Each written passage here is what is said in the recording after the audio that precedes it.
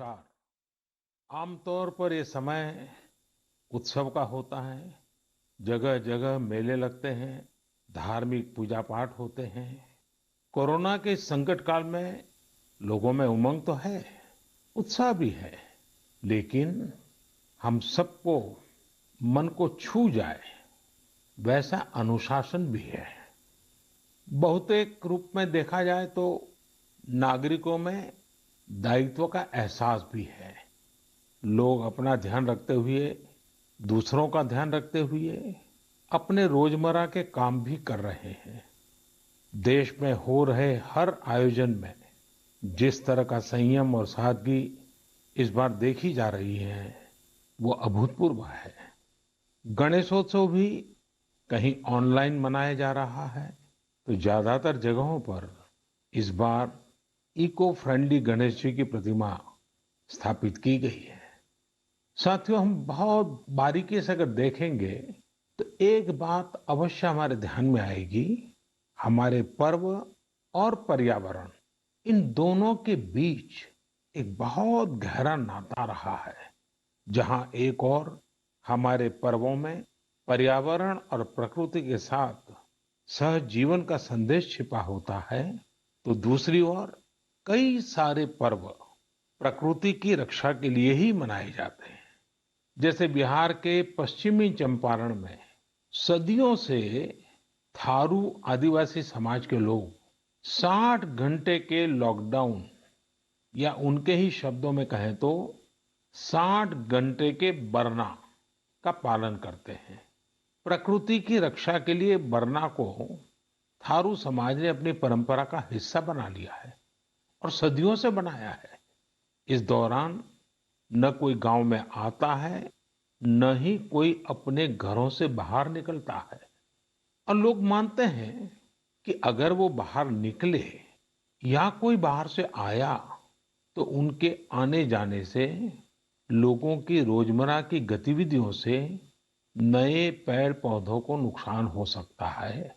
बरना की शुरुआत में भव्य तरीके से हमारे आदिवासी भाई बहन पूजा पाठ करते हैं और उसकी समाप्ति पर आदिवासी परंपरा के गीत, संगीत, नृत्य जम करके उसके कार्यक्रम भी होते हैं। साथियों, इन दिनों ओणम का पर्व भी धूमधाम से मनाया जा रहा है। ये पर्व चिनगम महीने में आता है। इस दौरान लोग कुछ नया खरीदते हैं, अपने घरों को सजाते हैं, पुक्लम बनाते हैं, ओणम सादिया का आनंद लेते हैं। तरह तरह के खेल और प्रतियोगिताएं भी होती हैं। ओणम की धूम तो आज दूर सुदूर विदेशों तक पहुंची हुई है। अमेरिका हो, यूरोप हो या खाड़ी देश हो, ओणम का उल्लास आपको हर कहीं मिल जाएगा। ओणम एक इंटरनेशनल फेस्टिवल बनता जा रहा है। साथियों, ओणम हमारी कृषि से जुड़ा हुआ पर्व है। ये हमारी ग्रामीण अर्थव्यवस्था के लिए भी एक नई शुरुआत का समय होता है। किसानों की शक्ति से ही तो हमारा जीवन, हमारा समाज चलता है। हमारे पर्व किसानों के परिश्रम से ही रंग बिरंगे बनते हैं। हमारे अन्नदाता को, किसानों की जीवनदायिनी शक्ति को वेदों में भी बहुत गौरवपूर्ण रूप से नमन किया गया है। ऋग्वेद में मंत्र है, अन्ना नाम पतये नमः, अन्ना नाम पतये नमः, क्षेत्राणाम पतये नमः। अर्थात अन्नदाता को नमन है, किसान को नमन है। हमारे किसानों ने कोरोना के इस कठिन परिस्थितियों में भी अपनी ताकत को साबित किया है। हमारे देश में इस बार खरीफ की फसल की बुआई पिछले साल के मुकाबले 7% ज्यादा हुई है। धान की रुपाई इस बार लगभग 10%, दालें लगभग 5%, मोटे अनाज, कोर्स सीरियल्स लगभग 3%, ऑयल सीड्स लगभग 13%, कपास लगभग 3% ज्यादा बोई गई है। मैं इसके लिए देश के किसानों को बधाई देता हूं, उनके परिश्रम को नमन करता हूं। मेरे प्यारे देशवासियों, कोरोना के इस कालखंड में देश कई मोर्चों पर एक साथ लड़ रहा है। लेकिन इसके साथ साथ कई बार मन में ये भी सवाल आता रहा कि इतने लंबे समय तक घरों में रहने के कारण मेरे छोटे छोटे बाल मित्रों का समय कैसे बीतता होगा। और इसी से मैंने गांधीनगर की चिल्ड्रन यूनिवर्सिटी, जो दुनिया में एक अलग तरह का प्रयोग है, भारत सरकार के महिला और बाल विकास मंत्रालय, शिक्षा मंत्रालय, सूक्ष्म लघु और मध्यम उद्योग मंत्रालय, इन सभी के साथ मिलकर हम बच्चों के लिए क्या कर सकते हैं, इस पर मंथन किया, चिंतन किया। मेरे लिए ये बहुत सुखद था, लाभकारी भी था, क्योंकि एक प्रकार से ये मेरे लिए भी कुछ नया जानने का, नया सीखने का अवसर बन गया। साथियों, हमारे चिंतन का विषय था ये खिलौने। हमने इस बार मंथन किया कि भारत के बच्चों को नए नए टॉयज कैसे मिले, भारत टॉय प्रोडक्शन का बहुत बड़ा हब कैसे बने। वैसे मैं मन की बात सुन रहे बच्चों के माता पिता से क्षमा मांगता हूं, क्योंकि हो सकता है उन्हें अब ये मन की बात सुनने के बाद खिलौनों की नई नई डिमांड सुनने का शायद एक नया काम सामने आ जाएगा। साथियों, खिलौने जहां एक्टिविटी को बढ़ाने वाले होते हैं, तो खिलौने हमारी आकांक्षाओं को भी उड़ान देते हैं। खिलौने केवल मन ही नहीं बहलाते, खिलौने मन बनाते भी हैं और मकसद गढ़ते भी हैं। मैंने कहीं पढ़ा कि खिलौनों के संबंध में गुरुदेव रविंद्रनाथ टैगोर ने कहा था कि बेस्ट टॉय वो होता है जो इनकम्प्लीट हो, ऐसा खिलौना जो अधूरा हो और बच्चे मिलकर खेल खेल में उसे पूरा करें। गुरुदेव टैगोर ने कहा था कि जब वो छोटे थे तो खुद की कल्पना से घर में मिलने वाले सामानों से ही अपने दोस्तों के साथ अपने खिलौने और खेल बनाया करते थे। लेकिन एक दिन बचपन के उन मौज मस्ती भरे पलों में बड़ों का दखल हो गया। हुआ ये था कि उनका एक साथी एक बड़ा और सुंदर सा विदेशी खिलौना लेकर आ गया। खिलौनों को लेकर इतराते हुए अब सब साथी का ध्यान खेल से ज्यादा खिलौने पर रह गया।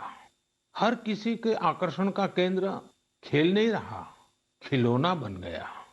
जो बच्चा कल तक सबके साथ खेलता था, सबके साथ रहता था, घुल मिल जाता था, खेल में डूब जाता था, वो अब दूर रहने लगा। एक तरह से बाकी बच्चों से भेद का भाव उसके मन में बैठ गया। महंगे खिलौने में बनाने के लिए भी कुछ नहीं था, सीखने के लिए भी कुछ नहीं था। यानी कि एक आकर्षक खिलौने ने एक उत्कृष्ट बच्चे को कहीं दबा दिया, छिपा दिया, मुरझा दिया। इस खिलौने ने धन का, संपत्ति का, जरा बड़प्पन का प्रदर्शन कर लिया, लेकिन उस बच्चे की क्रिएटिव स्पिरिट को बढ़ने और संवरने से रोक दिया। खिलौना तो आ गया, पर खेल खत्म हो गया और बच्चे का खिलना भी खो गया। इसलिए गुरुदेव कहते थे कि खिलौने ऐसे होने चाहिए जो बच्चे के बचपन को बाहर लाएं, उसकी क्रिएटिविटी को सामने लाएं। बच्चों के जीवन के अलग अलग पहलू पर खिलौनों का जो प्रभाव है, इस पर राष्ट्रीय शिक्षा नीति में भी बहुत ध्यान दिया गया है। खेल खेल में सीखना, खिलौने बनाना सीखना, खिलौने जहां बनते हैं वहां की विजिट करना, इन सबको करिकुलम का हिस्सा बनाया गया है। साथियों, हमारे देश में लोकल खिलौनों की बहुत समृद्ध परंपरा रही है। कई प्रतिभाशाली और कुशल कारीगर हैं जो अच्छे खिलौने बनाने में महारत रखते हैं। भारत के कुछ क्षेत्र टॉय क्लस्टर्स यानी खिलौने के केंद्र के रूप में भी विकसित हो रहे हैं। जैसे कर्नाटक के रामनगरम में चन्नापटना, आंध्र प्रदेश के कृष्णा में कोंडापल्ली, तमिलनाडु में तंजौर, असम में धुबरी, उत्तर प्रदेश का वाराणसी, कई ऐसे स्थान हैं, कई नाम गिना सकते हैं। आपको ये जानकर आश्चर्य होगा कि global toy industry 7 lakh crore रुपए से भी अधिक की है। 7 लाख करोड़ रुपयों का इतना बड़ा कारोबार, लेकिन भारत का हिस्सा उसमें बहुत कम है।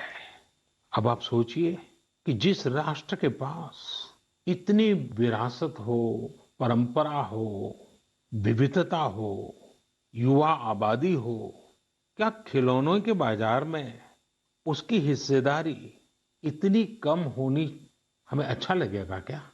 जी नहीं। ये सुनने के बाद आपको भी अच्छा नहीं लगेगा। देखिए साथियों, टॉय इंडस्ट्री बहुत व्यापक है। गृह उद्योग हो, छोटे और लघु उद्योग हो, एमएसएमईज हो, इसके साथ साथ बड़े उद्योग और निजी उद्यमी भी इसके दायरे में आते हैं। इसे आगे बढ़ाने के लिए देश को मिलकर मेहनत करनी होगी। अब जैसे आंध्र प्रदेश के विशाखापट्टनम में श्रीमान सीवी राजू है। उनके गांव के अति कोप्पका टॉयज एक समय में बहुत प्रचलित थे।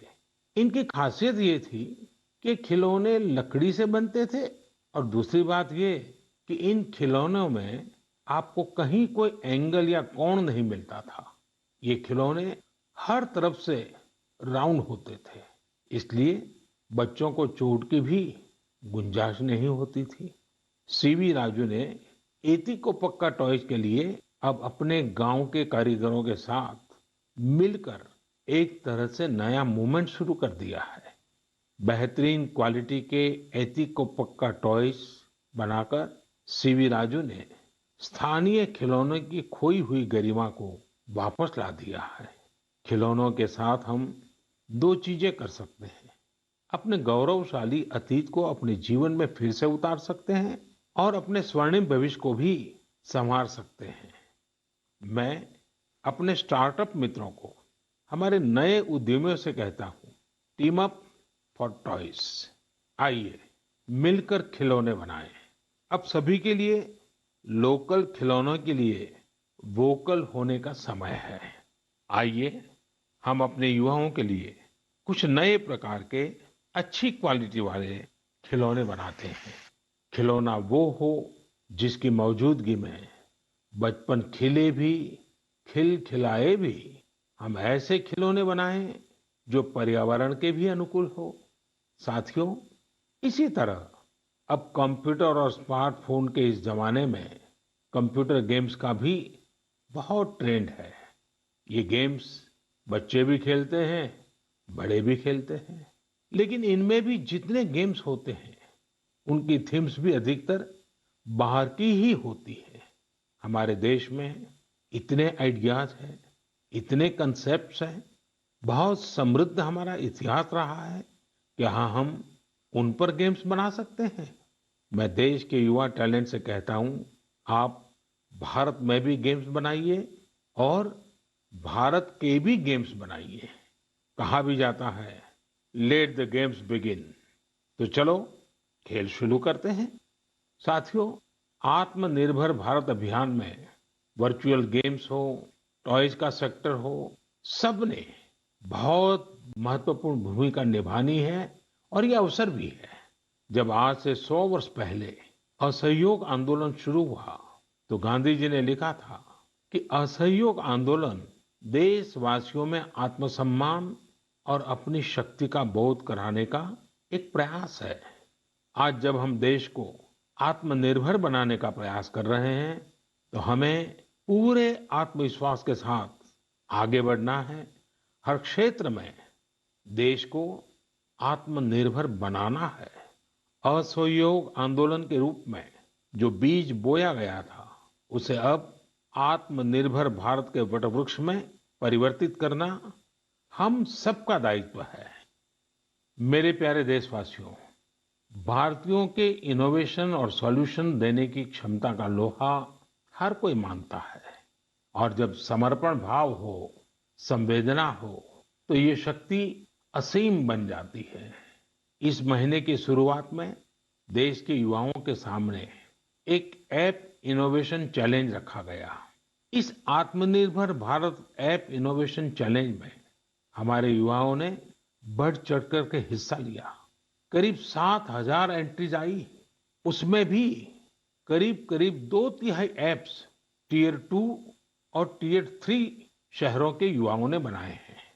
ये आत्मनिर्भर भारत के लिए, देश के भविष्य के लिए बहुत शुभ संकेत है। आत्मनिर्भर ऐप इनोवेशन चैलेंज के रिजल्ट देखकर आप जरूर प्रभावित होंगे। काफी जांच परख के बाद अलग अलग कैटेगरी में लगभग 2 दर्जन ऐप्स को अवार्ड भी दिए गए हैं। आप जरूर इन ऐप्स के बारे में जानें और उनसे जुड़े।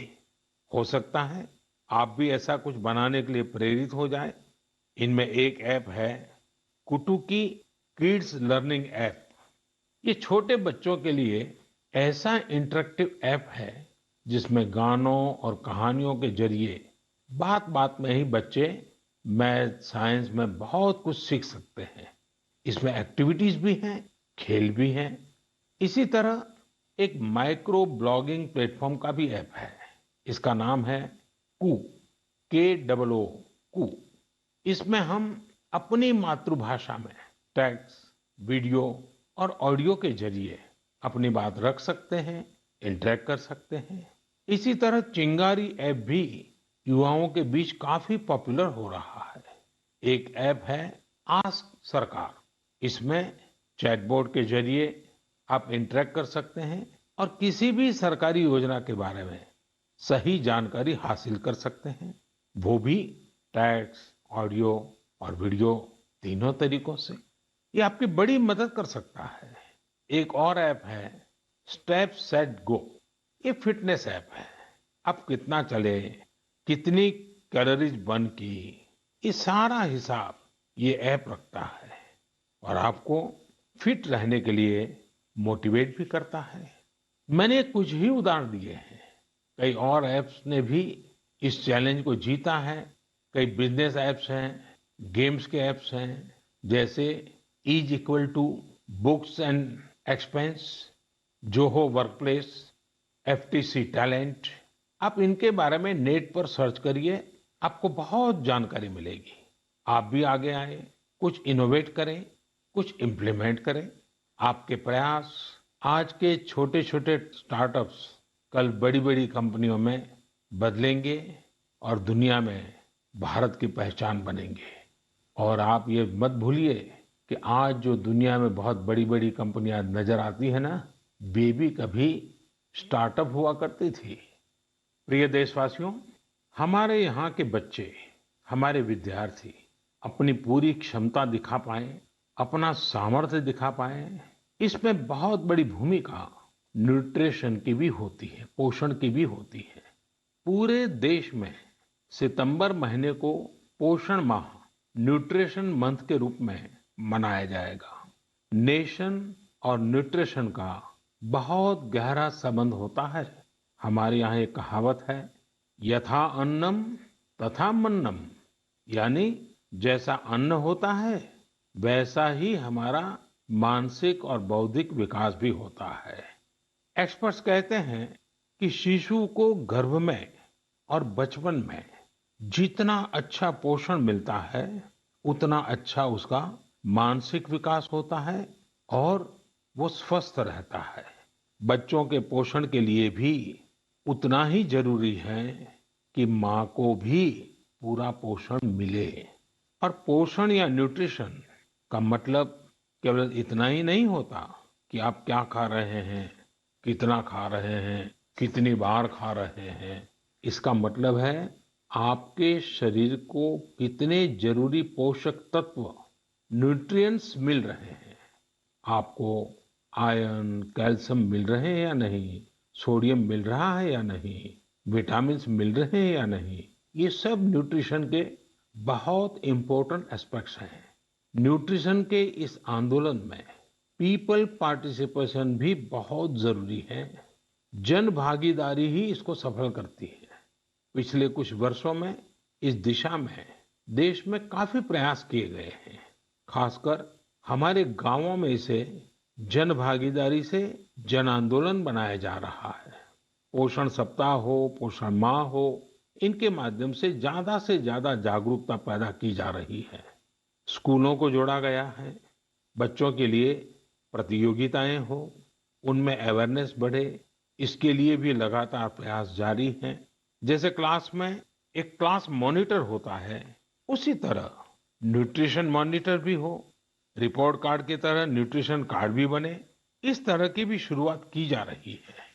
पोषण माह न्यूट्रिशन मंथ के दौरान माय गॉव पोर्टल पर एक फूड एंड न्यूट्रिशन क्विज भी आयोजित की जाएगी और साथ ही एक मीम कंपटीशन भी होगा।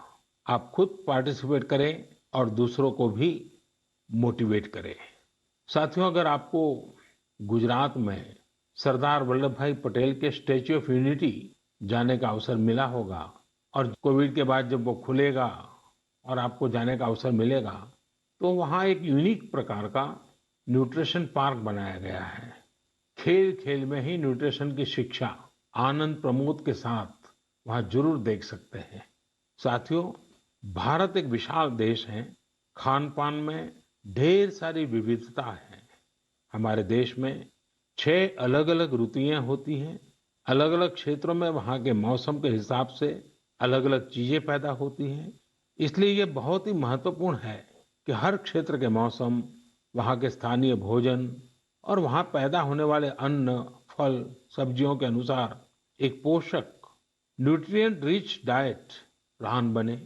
अब जैसे मिलेट्स, मोटे अनाज, रागी है, ज्वार है, ये बहुत उपयोगी पोषक आहार है। एक भारतीय कृषि कोष तैयार किया जा रहा है। इसमें हर एक जिले में क्या क्या फसल होती है, उनकी न्यूट्रिशन वैल्यू कितनी है, इसकी पूरी जानकारी होगी।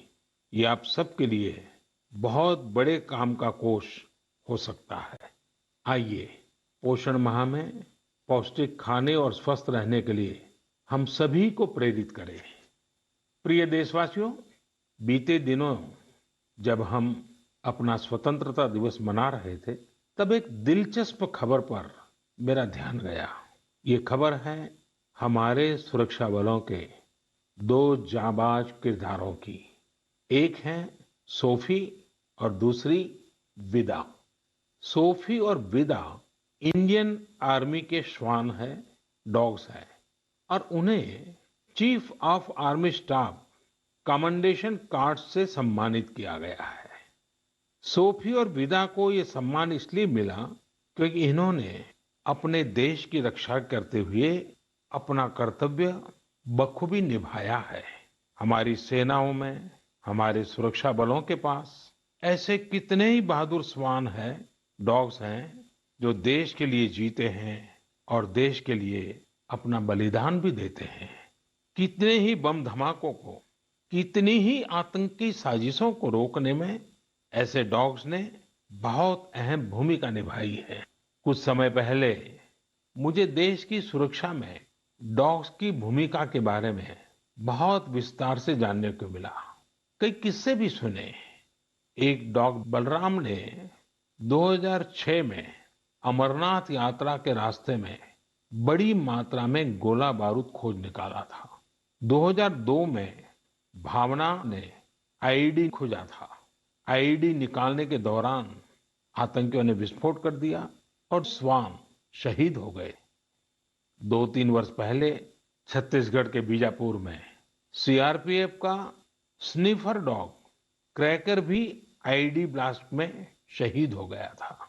कुछ दिन पहले ही आपने शायद टीवी पर एक बड़ा भावुक करने वाला दृश्य देखा होगा, जिसमें बीड़ पुलिस अपने साथी डॉग रॉकी को पूरे सम्मान के साथ आखिरी विदाई दे रही थी। रॉकी ने 300 से ज्यादा केसों को सुलझाने में पुलिस की मदद की थी। डॉग की डिजास्टर मैनेजमेंट और रेस्क्यू मिशंस में भी बहुत बड़ी भूमिका होती है। भारत में तो national disaster response force NDRF ने ऐसे दर्जनों डॉग्स को स्पेशली ट्रेन किया है। कहीं भूकंप आने पर, इमारत गिरने पर, मलबे में दबे जीवित लोगों को खोज निकालने में ये डॉग्स बहुत एक्सपर्ट्स होते हैं। साथियों, मुझे यह भी बताया गया कि इंडियन ब्रीड के डॉग्स भी बहुत अच्छे होते हैं, बहुत सक्षम होते हैं। इंडियन ब्रीड्स में मुधोल हाउंड है, हिमाचली हाउंड है, ये बहुत ही अच्छी नस्लें हैं। राजपलायम, कन्नी, चिप्पी पराई और कोम्बाई भी बहुत शानदार इंडियन ब्रीड्स हैं। इनको पालने में खर्च भी काफी कम आता है और ये भारतीय माहौल में ढले भी होते हैं। अब हमारी सुरक्षा एजेंसियों ने भी इन इंडियन ब्रीड्स के डॉग्स को अपनी सुरक्षा दस्ते में शामिल कर रही है। पिछले कुछ समय में आर्मी, सीआईएसएफ, एनएसजी ने मुधोल हाउंड डॉग्स को ट्रेन करके डॉग स्क्वाड में शामिल किया है। Indian council of agriculture research भी भारतीय नस्ल के डॉग्स पर रिसर्च कर रही है। मकसद यही है कि इंडियन ब्रीड्स को और बेहतर बनाया जा सके और उपयोगी बनाया जा सके। आप इंटरनेट पर इनके नाम सर्च करिए, इनके बारे में जानिए। आप इनकी खूबसूरती, इनकी क्वालिटी देखकर हैरान हो जाएंगे। अगली बार जब भी आप डॉग पालने की सोचें, आप जरूर इनमें से ही किसी इंडियन ब्रीड के डॉग को घर लाएं। आत्मनिर्भर भारत जब जन मन का मंत्र बन ही रहा है, तो कोई भी क्षेत्र इससे पीछे कैसे छूट सकता है। मेरे प्रिय देशवासियों, कुछ दिनों बाद 5 सितंबर को हम शिक्षक दिवस मनाएंगे। हम सब जब अपने जीवन की सफलताओं को, अपनी जीवन यात्रा को देखते हैं, तो हमें अपने किसी न किसी शिक्षक की याद अवश्य आती है। तेजी से बदलते हुए समय और कोरोना के संकट काल में हमारे शिक्षकों के सामने भी समय के साथ बदलाव की एक चुनौती रख दी है। मुझे खुशी है कि हमारे शिक्षकों ने इस चुनौती को न केवल स्वीकार किया, बल्कि उसे अवसर में बदल भी दिया है। पढ़ाई में तकनीक का ज्यादा से ज्यादा उपयोग कैसे हो, नए तरीकों को कैसे अपनाएं, छात्रों को मदद कैसे करें, ये हमारे शिक्षकों ने सहजता से अपनाया है और अपने स्टूडेंट्स को भी सिखाया है। आज देश में हर जगह कुछ न कुछ इनोवेशन हो रहे हैं। शिक्षक और छात्र मिलकर कुछ नया कर रहे हैं। मुझे भरोसा है, जिस तरह देश में राष्ट्रीय शिक्षा नीति के जरिए एक बड़ा बदलाव होने जा रहा है, हमारे शिक्षक इसका भी लाभ छात्रों तक पहुंचाने में अहम भूमिका निभाएंगे। साथियों, और विशेषकर मेरे शिक्षक साथियों, वर्ष 2022 में हमारा देश स्वतंत्रता के 75 वर्ष का पर्व मनाएगा। स्वतंत्रता के पहले अनेक वर्षों तक हमारे देश में आजादी का जंग, उसका एक लंबा इतिहास रहा है। इस दौरान देश का कोई कोना ऐसा नहीं था जहां आजादी के मतवालों ने अपने प्राण न्योछावर न किए हों, अपना सर्वस्व त्याग न दिया हो। ये बहुत आवश्यक है कि हमारी आज की पीढ़ी, हमारे विद्यार्थी आजादी की जंग, हमारे देश के नायकों से परिचित रहे, उसे उतना ही महसूस करें। अपने जिले से, अपने क्षेत्र में आजादी के आंदोलन के समय क्या हुआ, कैसे हुआ, कौन शहीद हुआ, कौन कितने समय तक देश के लिए जेल में रहा, ये बातें हमारे विद्यार्थी जानेंगे तो उनके व्यक्तित्व में भी इसका प्रभाव दिखेगा। इसके लिए बहुत से काम किए जा सकते हैं, जिसमें हमारे शिक्षकों का बड़ा दायित्व है। जैसे आप जिस जिले में हैं, वहाँ शताब्दियों तक जो आजादी का जंग चला, उन आजादी के जंग में वहाँ कोई घटनाएं घटी है क्या, इसे लेकर विद्यार्थियों से रिसर्च करवाई जा सकती है। उसे स्कूल के हस्तलिखित अंक के रूप में तैयार किया जा सकता है। आपके शहर में स्वतंत्रता आंदोलन से जुड़ा कोई स्थान हो, तो छात्र छात्राओं को वहां ले जा सकते हैं। किसी स्कूल के विद्यार्थी ठान सकते हैं कि वो आजादी के 75 वर्ष में अपने क्षेत्र के आजादी के 75 नायकों पर कविताएं लिखेंगे, नाट्य कथाएं लिखेंगे। आपके प्रयास देश के हजारों लाखों अनसंग हीरोज को सामने लाएंगे, जो देश के लिए जिए, जो देश के लिए खप गए, जिनके नाम समय के साथ विस्मृत हो गए। ऐसे महान व्यक्तित्वों को सामने लाएंगे। आजादी के 75 वर्ष में उन्हें याद करेंगे तो उनको सच्ची श्रद्धांजलि होगी। और जब 5 सितंबर को शिक्षक दिवस मना रहे हैं, तब मैं मेरे शिक्षक साथियों से जरूर आग्रह करूंगा कि वे इसके लिए एक माहौल बनाएं, सबको जोड़ें और सब मिलकर के जुट जाएं। मेरे प्रिय देशवासियों, देश आज जिस विकास यात्रा पर चल रहा है, इसकी सफलता सुखद तभी होगी जब हर एक देशवासी इसमें शामिल हो, इस यात्रा का यात्री हो, इस पथ का पथिक हो। इसलिए ये जरूरी है कि हर एक देशवासी स्वस्थ रहे, सुखी रहे और हम मिल करके कोरोना को पूरी तरह से हराएं। कोरोना तभी हारेगा जब आप सुरक्षित रहेंगे, जब आप 2 गज की दूरी, मास्क जरूरी, इस संकल्प का पूरी तरह से पालन करेंगे। आप सब स्वस्थ रहिए, सुखी रहिए। इन्हीं शुभकामनाओं के साथ अगली मन की बात में फिर मिलेंगे। बहुत बहुत धन्यवाद। नमस्कार।